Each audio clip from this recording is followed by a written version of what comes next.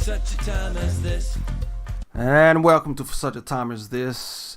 It's going to be more so like a podcast. I'm your host, Pastor James Pittman. I am with the producer of For Such a Time as This, Miss Abigail Ruth. Thank you, Miss Abigail Ruth, for being in studio. You're welcome.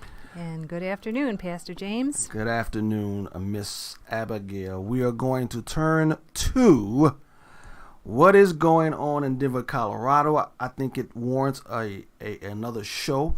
I want to play a clip, and then we're going to get into more of the details of the shooting in Colorado that's not getting played. Let's play the clip and remind people what is going on in Colorado.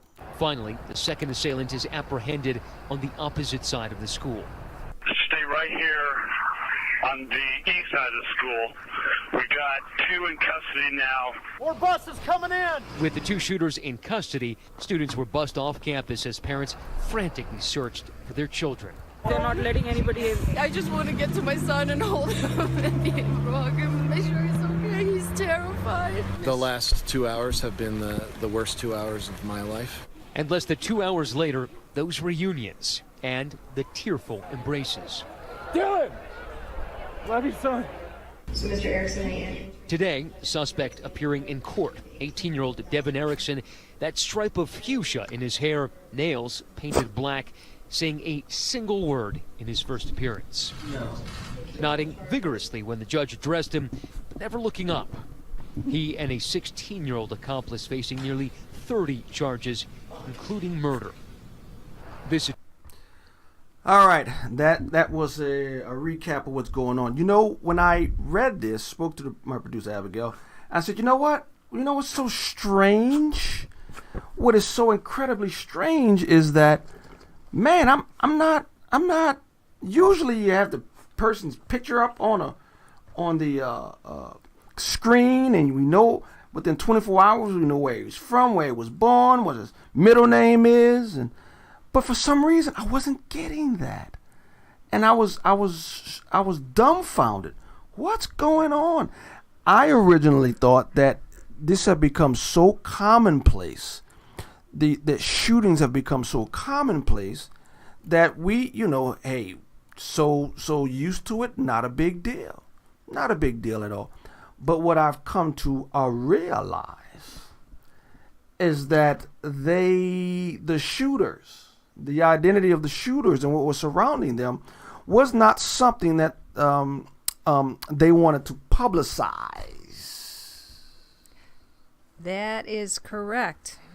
We have found a few more articles on it, and what you learn is that one of the shooters, the male, had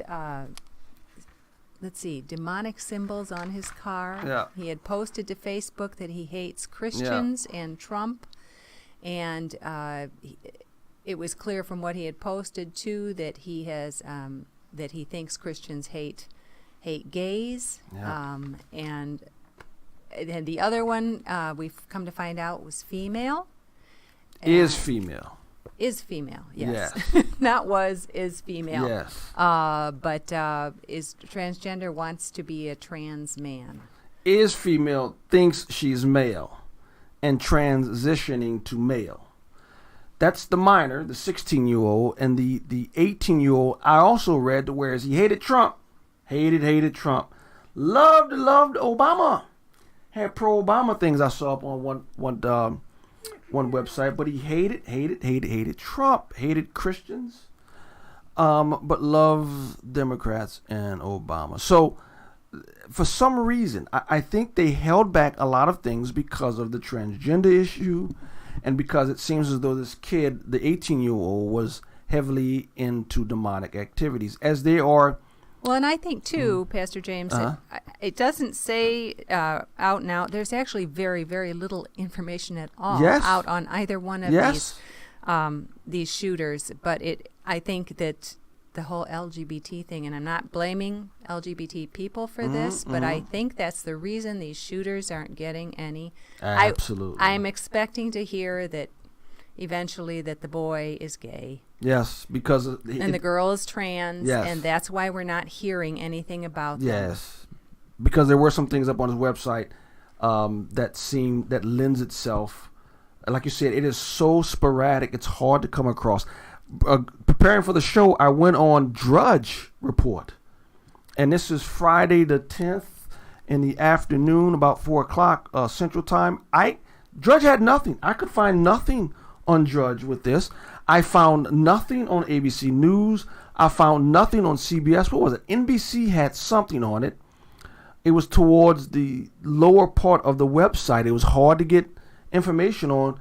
I think you ran across a site that had something about it. I found on USA Today and Washington Post. I found several other places, but every one of them focused on the victims and the aftermath of the shooting at the school, and none of them. I read a couple of them. They didn't even. There was no information whatsoever about the shooters. Nothing, because there's nothing there. I do want to read this. One of the things I found on this. What is this news? It was on a Facebook page. And here's what it says. It says this: George Brauchler, I believe I pronounced his name right. George Brauchler, the district attorney for Colorado's 18th Judicial District, which covers Douglas County, asked the media to, quote, adopt a no notoriety approach, close quote. Now, when I read that to you, you said this has been a strategy that they've been wanting to implement for years. Yes. But they've been wanting to implement it for years. They never have. Yeah, the strategy being not to give, because a lot of these shooters want notoriety. Yes. They want their 15 minutes of fame or whatever it is. And that's part of the reason that they do these things. And so they've been talking forever about, well, we have to give them zero attention. That's right. Let's not make celebrities and give them their 15 minutes of fame. My thing is, they haven't been able to do that until this one. And so he says this, he asked the media to, quote, adopt a no notoriety approach, close quote. He goes on to say, let us move past focusing on the identity of the suspects and their images and focus instead on the innocent victims and on this crime and this investigation itself. Now, I'm all for it, but my point is they haven't done it until now, because they don't want to deal with, it seems like from his post, the young man we'll find out is gay, and the young lady, the young female, 16, is transgender. So you have a gay man and a transgender female, and that doesn't play well in the narrative of what they want to push. No, so often with what the bias in the media is not that specific things that they report lies all the time. A lot of it is just the truths that they leave out that completely change the story, and it's really aggravating. It is, and let me read this too. Watch this. This is something else that's part of it that I'm not sure that it fits their narrative and they like. So it says this: authorities eventually towed a white Honda sedan from the property. A pentagram with the numbers 666 could be seen on the hood of the car, as well as the phrase expletive society. I'm assuming that's F Society on the passenger side door. A neighbor who requested anonymity described the teen as, quote, a quiet kid, small in stature, close quote, and said the allegations he was involved in, in the shooting came as a shock. So you have a kid who has 666 F Society on his car, and he's involved in a mass shooting, and this is a shock. It goes on to say there was nothing that would lead you to believe he's capable of doing this, not in a million years. Having 666 and F Society painted on your car, that's not an indication that you will be involved in some evil. My goodness. Well, it's just another religion. And now in Denver, we have another story that the Satanists are trying to get into Denver schools with after-school clubs for kids. So, this is just so crazy. And awful. It's horrible. It's horribly tragic. Has our society gotten to a point to where we are so blinded? We are so blinded to truth and reality that we can't see it when it's right in front of us. As during the hearing, there's another. Again, you have to. This is off of Breitbart. You have to scrounge because there's so little to find. During the hearing, Mr. McKinney's defense attorney, Ada Hananen, asked that his client's handcuff be removed. The judge declined, citing that she had read what she had read in court findings. The district judge, Teresa Slade, also withheld bond, saying, now this is to the 16-year-old who is female, born female, but thinks she's a male. The judge says this: the court finds that Mr. McKinney is a danger to others. No kidding. And the irony is that the court cannot see the confusion it adds by referring to a 16-year-old female as Mr. McKinney. I mean, our society has just plunged headlong away from truth. It's no longer even an issue, and that's a big part of the problem. No. We don't value it as a society. The movers, the shakers, the people in charge, it's not a big deal. Truth is not something to be valued, preserved, spoken. Lies are no big deal. I think it's all symptomatic. I don't know if it causes or it's the symptom of the problem of godlessness. You mean symptomatic? Are you saying something symptomatic of a larger problem? Yes. And that's, I think, you could probably, if you could boil it down in one statement, it would be the loss of the fear of God.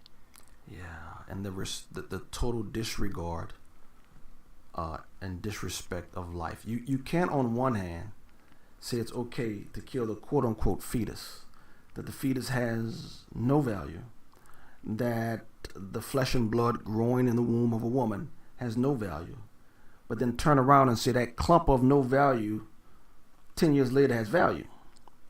See, that's what they're saying, that the fetus 10 years out the womb has value, so you shouldn't go into school and kill it. See, it depends on where the fetus is in the stage. The age, the location, and of the fetus, which is a child.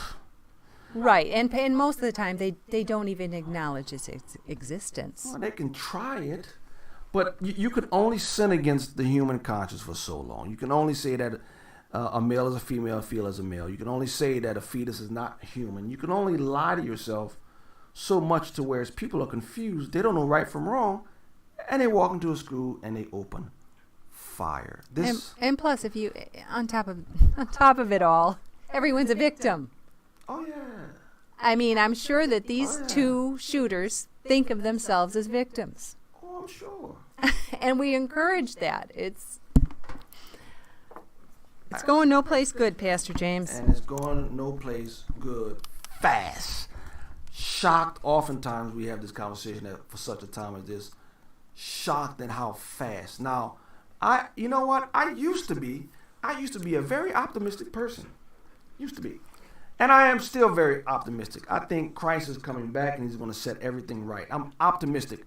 But there's going to be a few bumps along the road before we get back to the descending on Mount Olive time. And I'm shocked. I know the world is going. It seems as though something has broken in the heavens. But I'm shocked. I don't know why, but I continue to be shocked at the rate it's going so fast. But anyway, at the end of all of this is the King of Heaven coming back, ruling from Jerusalem. Abigail, the dog. Okay, so I just continue to people. Let me know what you think.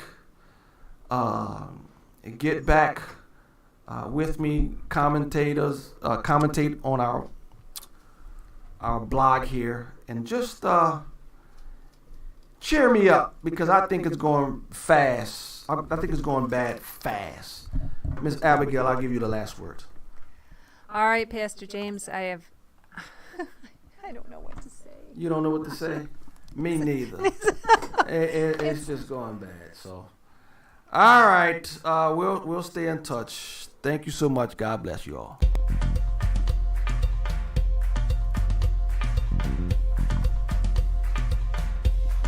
For such a time as this,